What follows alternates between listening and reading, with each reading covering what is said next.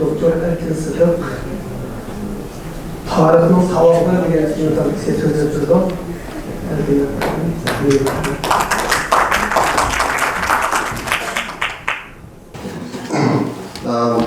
Hozirda tunishtirgan Amerikada bir tanlıq Erkut'un tarixshunos bor.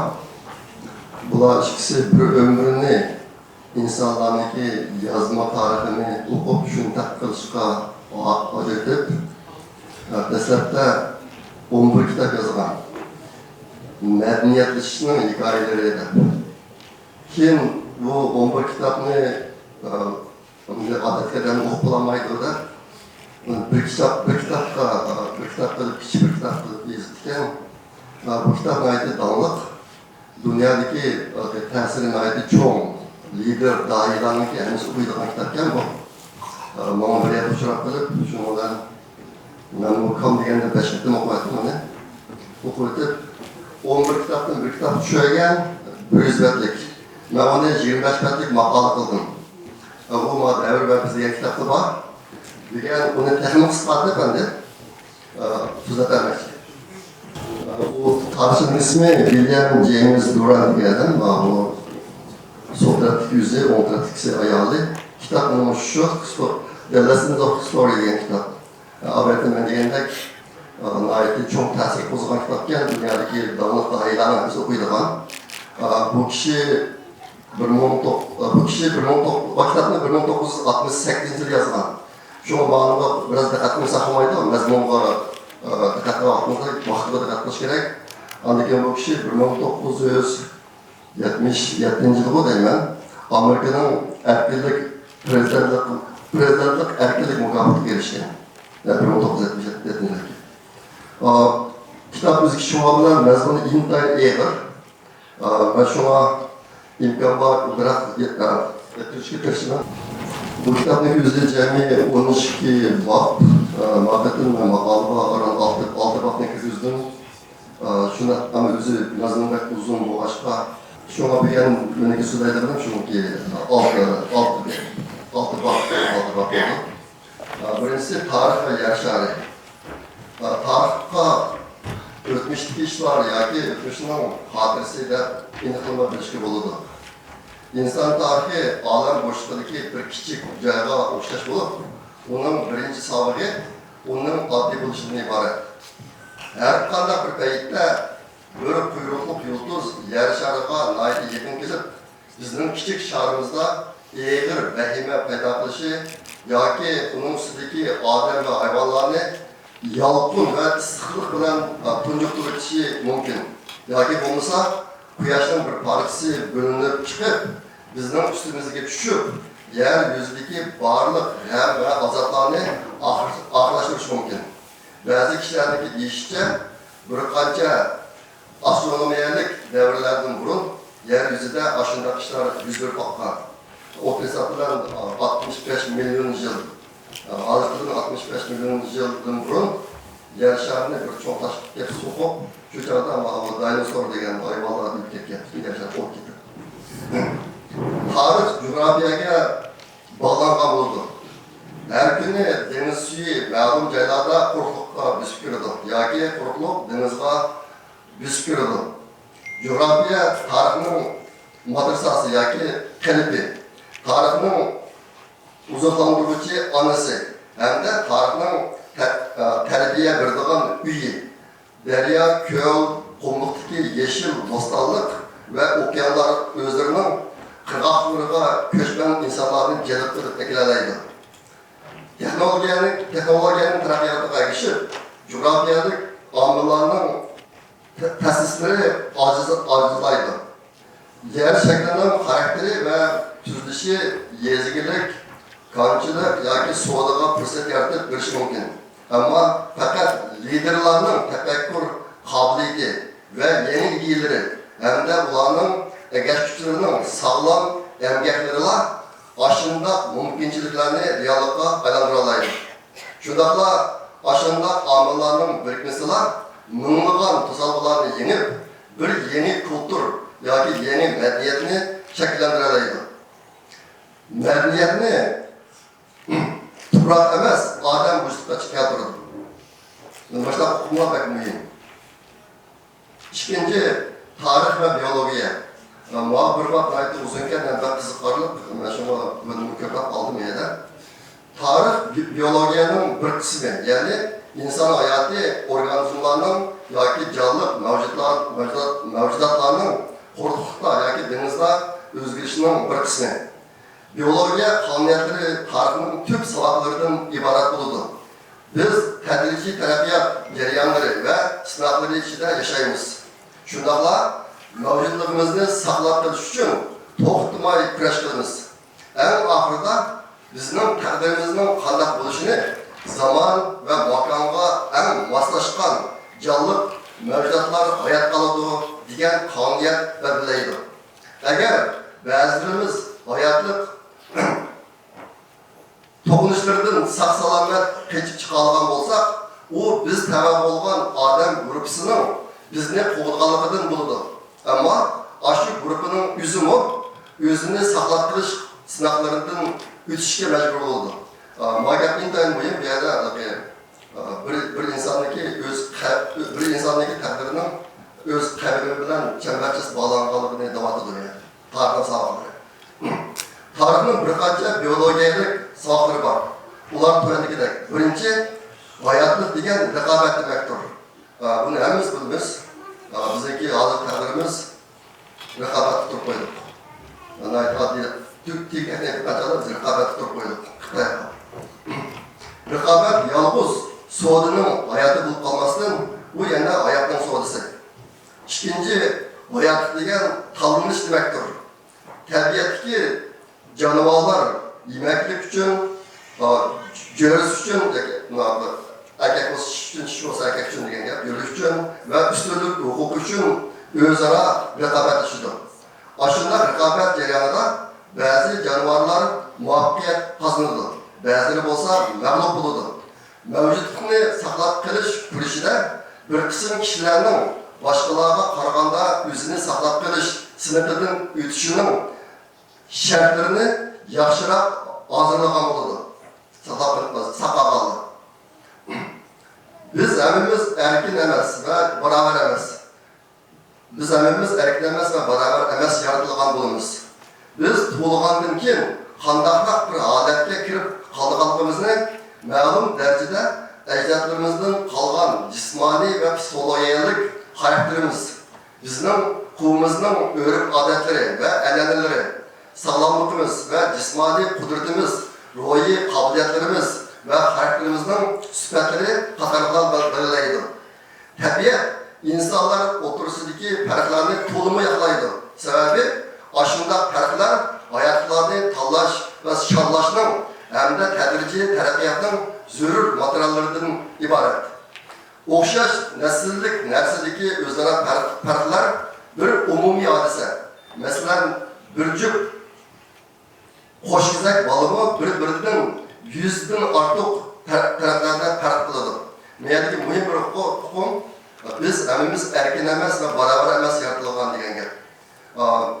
Bu bizniki hozirgi oldimizga qanday muomala qilish masalasida endi biz hammamiz nihoyatda cho'nqur azobchida qoldik.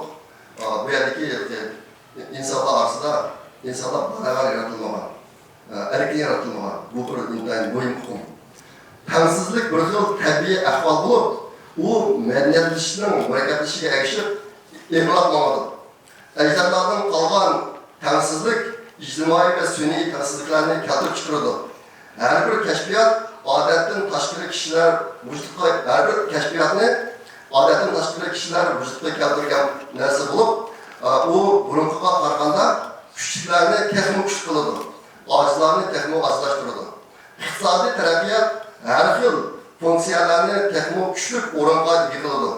Qobiliyatlarni texnik inishga araydi ve kişilerini öz kuvveti için beraber olmagan derecede etibarlı kılıdı. Eğer biz öz kuvvetimizga tabi adamlarımızı tuluk şensek, ularının kişilerin kabiliyetlerini toplaganda bütün kuvvetinin kabiliyetlerine tem keladigan 30% sarflarını talab çıkalayız. hayat ve tarih däl şundaq kıldı. Mağab gap intayın mühim. Bir qavm deydi, mesela bir millet, özümüzden alsak, aş milletin içindeki en güçlük, en kabiliyetlik 31 adam bütün milletin içini kıpma alaydı deydi. Eğer tapa alsa. Şuna Həmədəmini təngəkləymən demək, bu başqa nurgun yerləri mi var? Mesela talak nəzərisində mi var? Üzərindeki acılığını tulxaymən demək, üzərinin güçlük, alaylığını, güçlüklüğünü deydi. Millet işini mi? Eğer tapa alsak deydi, 31 seneden bütün millet işini kıpma alaydı, kabiliyetlik, talak insanlar. Bu şey tarihin ekli öğrendi. Üçüncüsü tarih ve millet. Yer şarında terisi, erkil, renkli kişilerden təxminən 2 milyar adam yaşaydıgan olub, ağ tənliklərdən olsa 900 milyon adam var. Kominyo özünün 1855-53-55 yılları ilan qılğan bir əsrdə mundaq bir hükümü otur qoyğan. İnsan nəsli tüp yıldızının oxşumağan irq yoki oxşumağan milletlərdən tək tapqan olub, ular cismani tüzülüşü, ruhi kabiliyeti ve karakterdeki süpetleri cihetten bir-biriga oxşamaydı. Hem de Aryan milleti tabii halda başka hemin milletlerden üstün oranda durdu. 1899 yılı Ubini Germaniyada tutkan Engeliyerlik yazgıcı Houston Chamberlain 19. əsrindeki asasları degan eserini e'lon qilib, ijodkor irqning doirasini Aryalardan Teutonlarga qarab dedi. Tam kişilik tuttu doirasini. Bunun Aryan degan bo'lsa, undan kişilik tuttu. Başka ko'p sondagi dağınık erbablarni, Germanlıklarni hozirgi zaman odamlar ichidagi eng ulug' millat deb jakarlagan. Yuqoridagi ilg'or millat nazariyasining ojizliklarini bayqash oz emas. Millat nazariyasini faqat oqtarliklarga ishlatgan taqdirdami bir qism qiyinchiliklar tug'ildi. Saminlar, Yahudi Arablar o'zlarining Babiloniya ve İslam qatorliq ko'plagan madaniyatlarning yaratuvchisi ekanligini ta'kidlaydi. Yahudilar İncil ve Hristiyan dinini Yevropaga bergan. Hamda men bir gap olib qo'ydim, İslam to'g'ri degan gap bor. Bu gapni siz ko'rgan shu Amirdan xohlagan qarindoshlar asli kitobni ko'rib olsa bo'ladi. Bu İncil bilan Hristiyan dinini Yevropaga bergan deydi, İslamning bo'lgan degan gap bor menda. Men bu siz temani deyishni xohlamayman. Misr, Gretsiya ve Rimning qadimgi madaniyatlarining yildizi sharqda bo'lib, ularni coğrafiyalik fursatlar hamda iqtisodiy va siyosiy taraqqiyotlar vujudga keltirgan. Ularni hargizmi biror millat barpo qilgan emas. Meni bilan yuz shaklining yoki meni bilan odam ekriligining munosabatini o'lchash orqali madaniyatni millatga bog'lashga urinish quruq ovozlikdan boshqa narsa emas.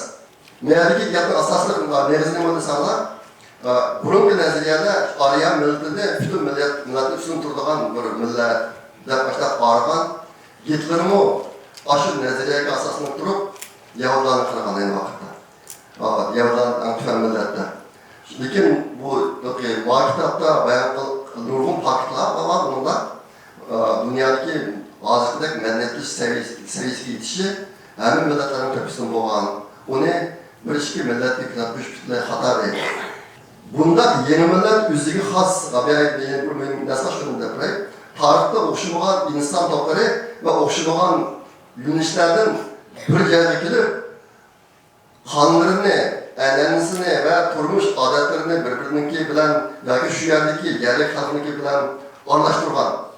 O'xshamagan irqlarning shunday aralashib ketishi asrlar jarayonida yeni inson nesli ve yeni milletni vücutga keltirgan. Bunda yeni millet o'ziga xos yeni madaniyatni, yani yeni chiroy shakli, yeni karakter, yeni til, yeni adabiyot, yeni din, yeni axloq ve yeni an'analarni barpo qildi. Millat madaniyatni vücutga keltirmasdan, madaniyat millatni vücutga keltirdi. ma'nosini Xitoylar pek yaxshi biladi. Shunga Xitoy shu yaqinqi 200 yil mobaynida o'zining aslidagi kichkina zaminning atrofida yashagan barliq millatlarni Xitoy madaniyati bilan yo'qotdi. Shunga belki muhim gap nima desalar, millat madaniyatni vujudga keltirmasdan madaniyat millatni vujudga keltiradi deydi. Agar qarasanlar Amerikada 200 dan ortiq millat bor. Lekin bir madaniyat bor yerda Amerikaliklar desa shu hozir yangi madaniyatga bu yashayotgan bir inson to'plami ko'z tutadilar. Ikki millat bor degan chog'da dastlab Amerikaga kelishdi, bunaqa millatlar u Amerikaga kelgandan keyin hammasi asl masala bo'lib ketgan. Shu millat madaniyat millatga keltirib chiqaradi deydi. Xitoy boshqa yaxshi bilgan boshqa hozir Uyg'urlarga Xitoy madaniyatini shuning beri bilan berichi tengib shu Uyg'urlarga hukumat qatnash bo'ladi. Din va tarix. Bunu ben ayrı sözgür diyeyim ha. Şurası bir anlatacaklar. Tarihinin her bir zemin ve her bir devrede din ünüm vergen ve dinden ayrılık yaşaş mümkün olmayan. Tarihte kitap olan değil. Bəxtsiz, azap okubetlik, yakın kişisinin ayrılık kalan ve yaşanan kişilere din her kandak tabi, yaradanın kıymetlik ve milyonluğun kişiler terbiyetin qadirlangan ilahi huzurluqni elib keldi. Din ota-ona va o'qituvchilarning bolalarni muvofiq tarbiyalashiga yordam qilib keldi. Din eng tuvan darajalik mavjudiyatlarga ma'na va g'urur ato qilib keldi. Albatta Muhammad Yusuf ozodlik qildi buni. Bu narsa din yo'qdir, bularga ilishki bo'lmaydi. Hem de kişiler oturusundaki ehtinamlarını insan ve Xuda oturusundaki münasebetke aylanmış arkalık mukumluğunu kapalatke yıkılıp geldi. Din kembekallarının baylarını öldürüşünü tostu. Köplügen kişiler, insanlar oturusundaki tabii barabarsızlıkını namaratlık ve yenilik keltirip namaratlık ve yeniliş keltirip çıkargan deb qaraydigan bo'lib, faqat ba'zi ilahi umidlarla kişilerinin yaman yol tutuşunun oldini elib qoldi. Agar unda umid bayon qilingan sinfiy kurash kuchaydi. Dastlabida din bilan axloq o'tirisida hech qanday bog'lanish yo'qdek ko'rindi. Haqiqatan bu xudolarni eng dastlabida vujudga keltirgan narsa vahime bo'ldi deydi. Xudolarni eng dastlabida vujudga keltirgan narsa vahime, qo'rqinchli. Ya'ni yer yüzündeki daryolardagi, deniz okeanlardagi, o'rmonliklardagi, shamol bo'ronlardagi va osmondagi yushurun kuchlardan paydo bo'lgan vahimalar xudolarni vujudga keltirdi. Din bu dastlabki dinlar qarqilgan, masalan, suv xudasi, o't xudasi, osmon xudasi deydigan hukmlar bor qadimki insonlar. Shuni qarqilgan gaplar. Din kişiler qurbanlık berish, qurbanlık qilish, absunu qo'yish va duo qilish shakllari bilan ashu yushurun kuchlarga sajda qilib, bunday jarayon ko'ngliga tasalli topadigan narsaga aylandi. Faqat poplar mushundaq rahimalardan va diniy murasimlardan axloq va qonunni qo'llash yo'lida paylanishga boshlagandan keyin din davlat uchun ham kam bo'lsa bo'lmaydigan, ham davlat kuchiga raqib bo'ladigan kuchga aylandi. Shundan keyin din kishilarga yerlik axloqiy qoidalar va qonunlarning hammasi Xudoyimdan kelgan deyishga boshladi. Shuningga moslashgan holda har bir davlat o'zining yerlari va kirimlarini poplar bilan teng bo'lishdi. Endi davlat hokimiyatlari poplar bilan birlashib dinni qurol qilib turib, zamin boyliqlarini bilishdi. Tarix bunday bir ishni jazmlashtirdi. İnsanların bir mo'jizaga boy, sirga boy va rivoyatga boy dinga ehtiyoji bor. İnsanlar yaratilgan. Tarix Xudoga bo'lgan iymonni qo'llandi. Belki qo'llash degan so'z inglizlarda support ishlatilgan. qo'llash deb ishlasak bo'ladi, qabul qilish deb ishlasak bo'ladi. Kitobda bunga javobi bor. Men buni keltirishni xohlamayman. Kitapta özünü görülen makalaga şu kitabın şu yerini resim şeklinde kirgizip koydum deb o'ylayman. Şu İngilizce zalıp basıp koyulan. Biyologiyanın başka kısımlarına o'xshash, biyologiyanın tarix kısmını hayat qilish kurishida zaman ve makonga en moslashgan individular ve gruplarning tanlanganligi, yaxshilikqa yaxshilik bilan javob qaytarolmaydiganligi pek muhim. Bu yerdeki bu tarixdagi bir tanlanishmi yine şu individual ve şu gruplar makonga ve zamanga en moslashgan odamlar hayat qiladi, qolganlar emas deydi. Yaxshilikqa yaxshilik bilan javob qaytarolmaydiganligi, o'ngishliliklar keng doirada mavjud ekanligini, eng oxirgi sinaq yanada yuzini saqlab qolish qobiliyati ekanligini qo'llaydi. Bu tarixiy yakun. Bu yerga maktab deyotgan narsa tarixiy yakun. Tarix maktab nasl isbotlaydi deydi. İnsanlar o'zining koinotdagi o'rnining naqadar kichik ekanligiga bo'lgan tushanchisinin eshigiga erishib, ularning diniy e'tiqodimi ojizlashib mangdi. Bunda bir cho'ng o'zgarishning vujudga chiqishiga ilm-fan va tarixdan boshqa yana nurg'un ishlar sabab bo'ldi. Tarix saboqlarining biri shuki, dinning jeni ko'p hamda uning qayta tirilish odati bor. Ya'ni tarixda Xudoyim va din ko'p qatim o'lib, ko'p qatim qayta tug'ildi deydi. Bizning davrimizdan burungi tarixda dinning yordamiga erishmay turibmi, jamiyatda bir axloqlik, hayotiy, muvaffaqiyatli axloqlik hayotni muvaffaqiyatli saqlab ma'lumotlarning kuchli misollar mavjud emas. Demakchi, tarixda axloqlik jamiyatni saqlab ma'lumotlar narsa dindir. Dinni aralashtirib bir axloqlik jamiyatni barpo qilgan emas. Bu yerdagi dinning bir roli axloq jihatdagi rol edi. Agar sotsializm hokimiyati xalq omasining miyada yana bir narsa bir qism kommunizmchi davlatlar dinni butunlay yo'q qilib turib majbur turadi, masalan Xitoy. Lekin kishilar bu amaliyotda bunda davlatlarda kommunizm ideyasini o'zini bir dinning rolini o'ynayotdi.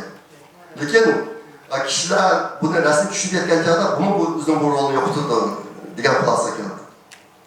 Lekin bu Durand Efendi maktab Niyazga Efendi'ninki en oxirgi bir yakuni, din to'g'ri chiqqan yakuni namoratliklar mavjud bo'lib turdi ekan, Xudoyimlarmi mavjud bo'lib turaverdi dedi. Kitobning shu vaqtning en oxirgi yakuni shu. 5-incisi inson xarakteri ve tarix. Cemiyet ideallar asasında kurulgan olmasın, insanların mahiyeti asasında kurulgan bulup, insanların asasi kanunu, devletlerin asasi kanunlarını kayıtıdın yazıdı. Ondakta insanların asasi kanunu degen neymi o? Bir insan mahiyeti, insaniyetin tüm hayatları ve hissiyatlarından ibaret eniqlama biradaymiz. Biz en asasi maylıklarını tabii hususiyet deb ataymiz. Hem de insanların to'qima sifatlari ustida o'xshamagan qarashlarning mavjud ekanligini e'tirof qilamiz. İnsan mohiyatini bir inson xarakteri elementlari jadvali orqali tushuntirga bo'ladi. Ulug' inson, qahramon va donishmand deb ataladigan ijodkor odam tarixda yangilik yaratgan kishilar qatoridan o'rin oladi. O kişi ba'zilar aytgandek Xudo emas. O öz zamanı ve öz makonidan yetishib chiqadigan bo'lib, u yana har xil tarixiy voqealarning mahsuli va sinovali hamda o'z qavmining vakili va ovozi bo'ladi. Bir jamiyatning urf-odatlari yoki qurilmalari ko'plagan avlodlarning tarix tajribaxonasidagi sınavları neticesinde vücut keladi. Özgürlüklerini kabul kılmaydigan konservatif kişiler, özgürlüklerini teşebbüs kıladigan radikal kişiler bilen o'xshash derecede, hatta ulardan köp yukarı derecede kıymetli keladi. Yeni ideyalardan bir kısım kişiler faydalandı. Şuna ularını anlatmak bekiş nayeti mühim.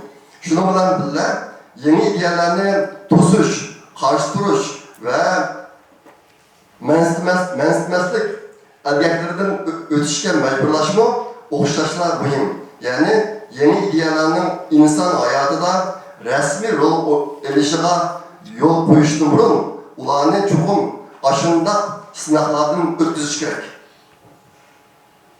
Altıncısı ahlak ve tarih.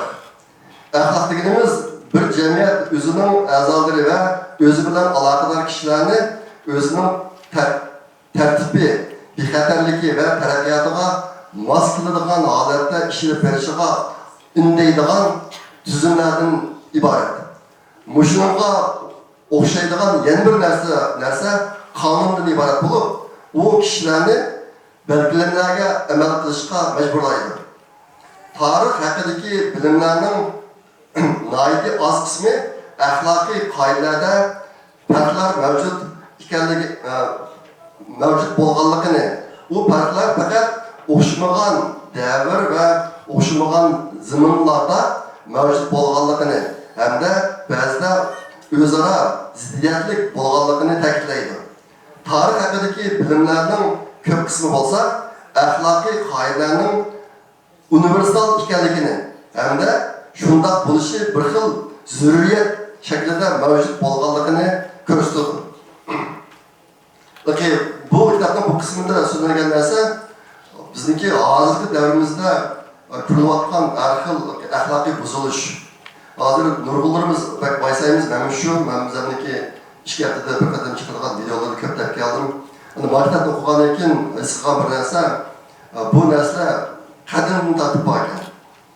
Qadimdan tortib borgan, undan keyin din eng kuchaygan, eng gullangan zamonlardami axloqsizlik, har xil axloqsizlik hodisalar mavjud bo'lgan ekan. Shuna saqlab kelganka, shuni vaysab ketishning hojati yo'q deydi. Asosiy mazmunlashlarga. Endi uniki bir rasmiy vaqt qolib qoldi. Albatta men degandek, men bu shu kitobdan bir parcha maqola yozdim, 25 betlik maqola. Bu maqola ma'rifat.com degan tor betida bor. Maniki vaqtim kitobdan kirgizildi. Bu maqolniki ovozliq videosi bor, video shaklidagi ovozliq qismi. U YouTube kanalımda bor. Bo'lsa shuni olib taqinglar. Degan miyadagi so'zlarning intayin az bir qismi maqolning o'zining. Albatta men degandek, maqola 25 bet, kitob 100 bet, asliki kitob 11 tom.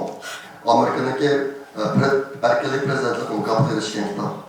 Shuni bir olib taqinglar.